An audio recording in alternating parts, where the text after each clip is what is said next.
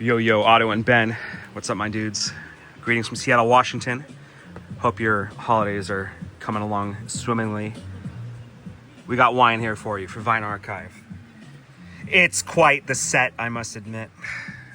Otto by Champagne Le Brun de Neuville. This is a Blanc de Blanc, so it's all white grapes, Chardonnay, as the focus here. Check this out. Vintage base 2009.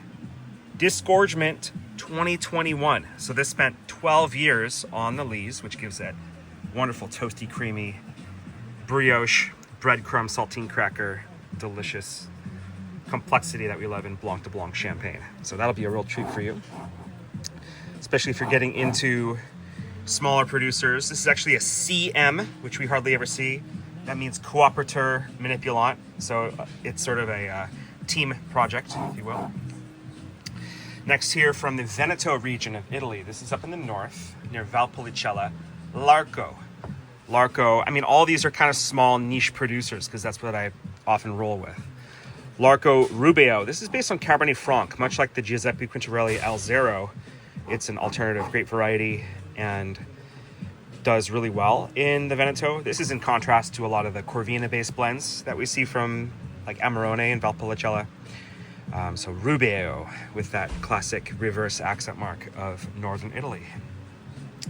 Mixtura Mix, independent wine, so from northern Spain. Really cool importer here of Spanish wines, De Maison Selections. And it doesn't have a vintage on the bottle per se, because this is like a natty, not super natty, but a super modern. It says a secret lot code, so L19 is essentially the vintage. And this will be a blend of white grapes that reminds me a lot of sort of a contrast of Chablis and also Gruner Veltliner. So really snappy, herbaceous, great mineral tinge in there. Get some chill on that bad boy. Savory as all get here. This is the Reynvaan In the Rocks from Milton Freewater. Classic for them to not always use a capsule on the top.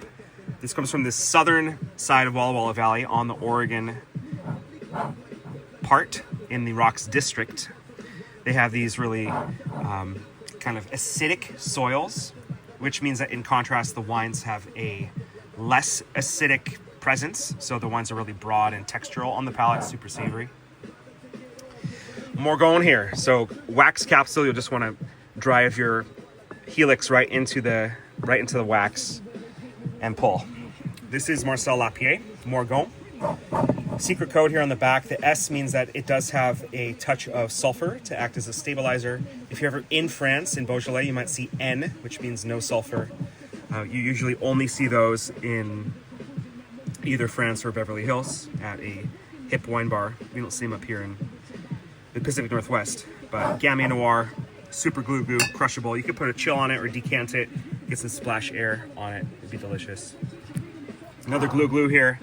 A pretty deep dark colored rosé, Rosado, as they say in Spain. This is Rioja Alavesa, which is the Basque country, so that northern section of Rioja. Super deep color, a lot of garnacha in the blend here. And this is Ostatu, so another De Maison selection wine, kind of matching up the Spanish theme for you. Love that. Okay, and then by special request, Laval versus Le Clapart. We're going to take a note at the village here. You got Cumières versus Trepaille. Those are the villages where the vines are grown. Premier Cru is the rating of that whole village. As contrast to like Burgundy or other parts of France, the village is the rating in Champagne versus individual vineyard plots in like Burgundy. Georges Laval has a lot of Meunier in the blend. This is going to be Blanc de Blanc, so Chardonnay. Zèvres Vine Selections importing on this versus Bone Imports. So both amazing, awesome importers. Non-vintage wines here, but you can see there's additions listed. So this is going to be the LV14, and that code means that it's got a lot of 2014 present in the blend. This is going to be the BC 20, so 2020 base. So you got to read the champagne codes.